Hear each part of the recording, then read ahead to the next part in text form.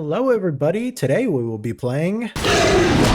Yeah, here we are, original Resident Evil 4. This game was on Game Pass, like, forever ago, and,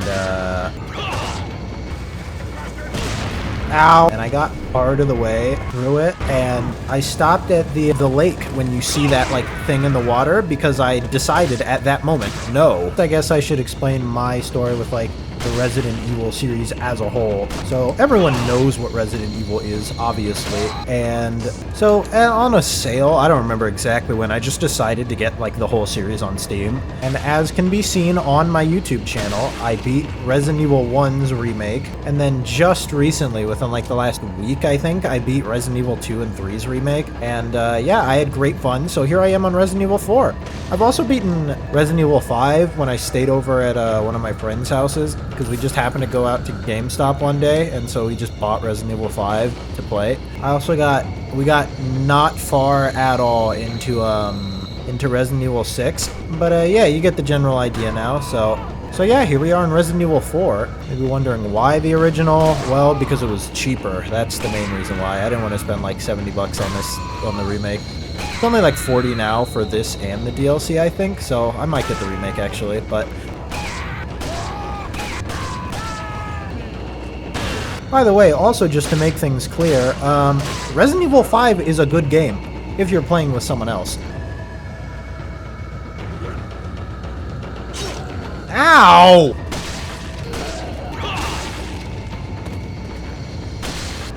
So, while I'm playing this game, and of course it got recently remade and I was just talking about the remakes and everything, I actually have something I'd like to say on the topic of remakes.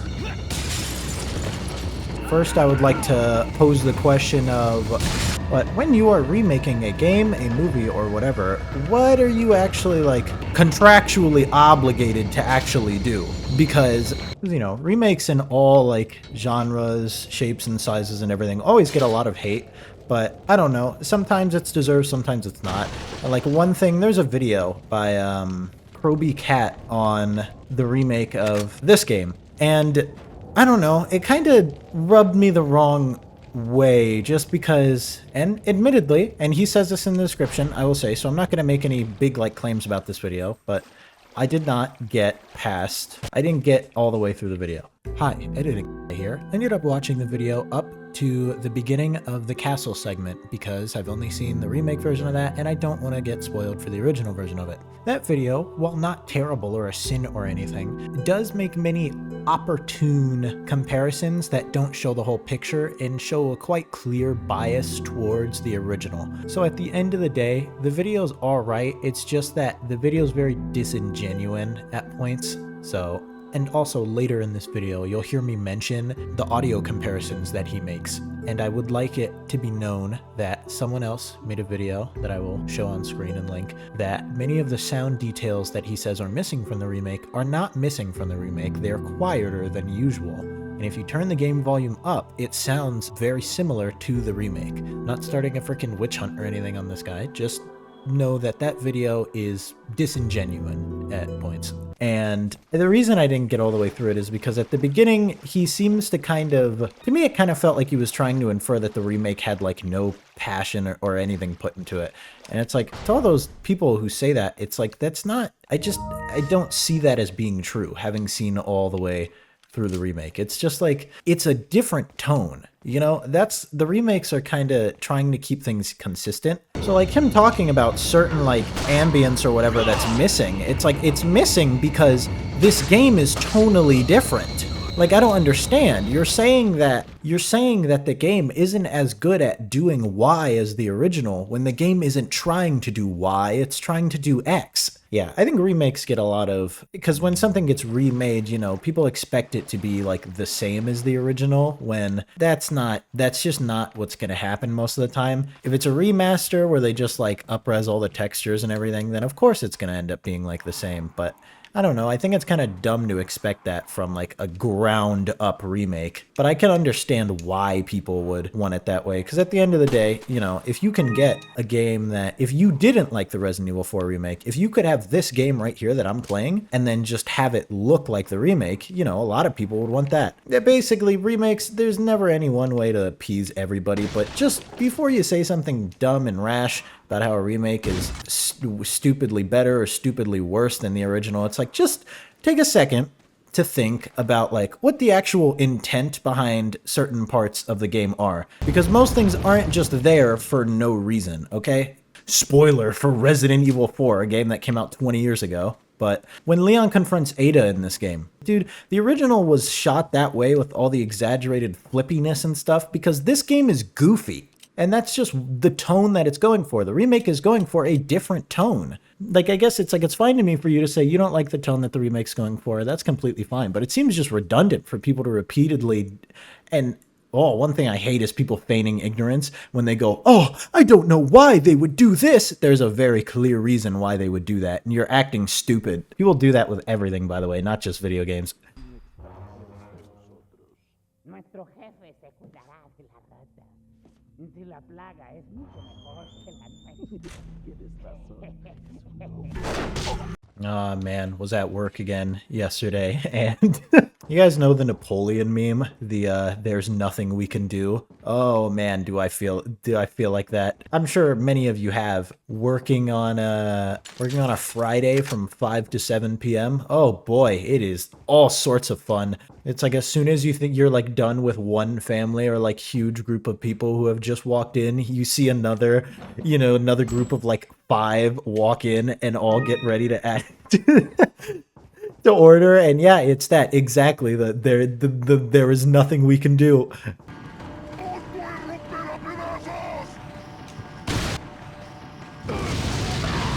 I am rapidly running out of inventory space. I know you guys are probably screaming at me to organize, so I'll do that. There, this might actually be worse. Oh my god, seeing this rocket launcher here, oh, that just brought back a good memory. So when me and my friend Charlie were playing Resident Evil 5, we got to the final boss and we were like stuck. Because with Resident Evil bosses, you know, it's always weird as to whether you can just shoot them, how much health they have, what the actual way of defeating them, or how the game wants you to go about it. Like, are you supposed to defeat them yet? You get the idea. And we got to the final boss, and so we had basically run out of ammo. We'd spent all this time. First, was there a quick time event? I don't know. We were just confused about what to do. And we get to the final boss, we don't know what to do. And my friend says, like, okay, we can restart the chapter and I'll sell everything I have and I'm gonna buy a rocket launcher. And keep in mind, we'd been at this for a while. This was not a simple like, oh, we're having some difficulties, haha, I guess we'll buy. No. You guys don't get it. We had spent like an hour probably on this, and we were like stuck. Like we were rightfully stuck. We were to the point where we were searching forum posts from like 12 years ago to see if we would be able to knife the guy to death. Like actually, straight up. Because there's a way you can basically force him to do the same attack over and over that's just an animation that doesn't damage you, that your buddy has to save you from. And after we get this rocket launcher, you know, we have to go through the whole song and dance of like the final just encounter and everything, and how everything's going on, and we get through it. There's a quick time event, one, not punching the boulder. There's a different quick time event for Sheva, where you have to spam the button for like 20 seconds. Remember, I can't spam. I suck at spamming. This is like the hardest thing I've ever done in my entire life. And all of this is the only thing that's different is that my friend has a rocket launcher now. So we get to the end, we get there, and it's like, all right, get him, Charlie. I believe in you. And he fires a rocket, and it just, the game instantly cuts to black, and the final boss is dead in one shot. Just kicked her head off. I actually don't want to know what would happen if Leon kicked, like, just, yeah. Can you imagine Leon in kickboxing, dude?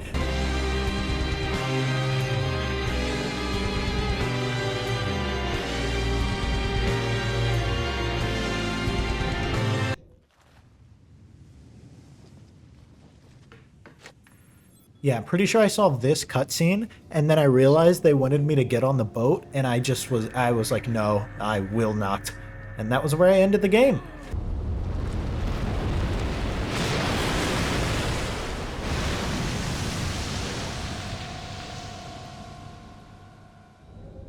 Yeah, to me, seeing that and then hearing, all right, gang, let's go across the water, I was like, yeah, no, I think I'm actually just good. You know, people told me this is the greatest game of all time, and I saw that and it was like, no, actually. I'm 100% fine not crossing that water.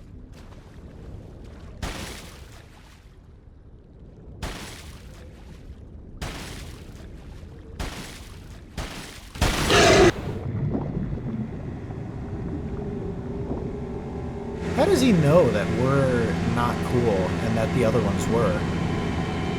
Like, just the thought.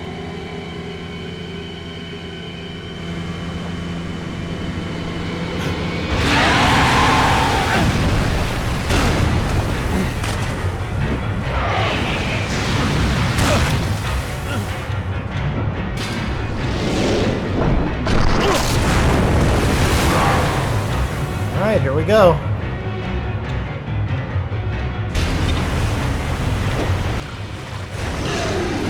Yeah, I mean, that wasn't even close. Oh,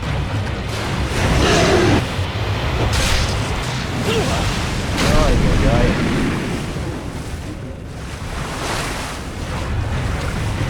I think I'm screwed here, even just on this one. Oh, barely.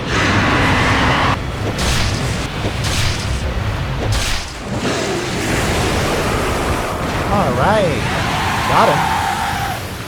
And with that, past fears have been conquered. Big fish has been ended.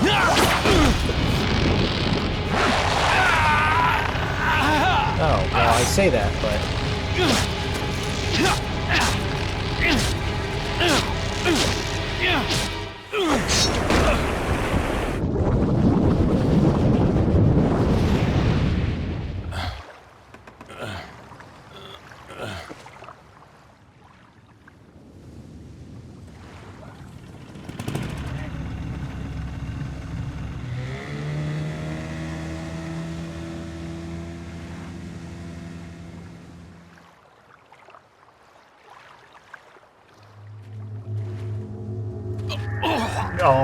Oh, I can't take this seriously. This is a meme. I don't know if you guys have seen it, but yes, this is a meme.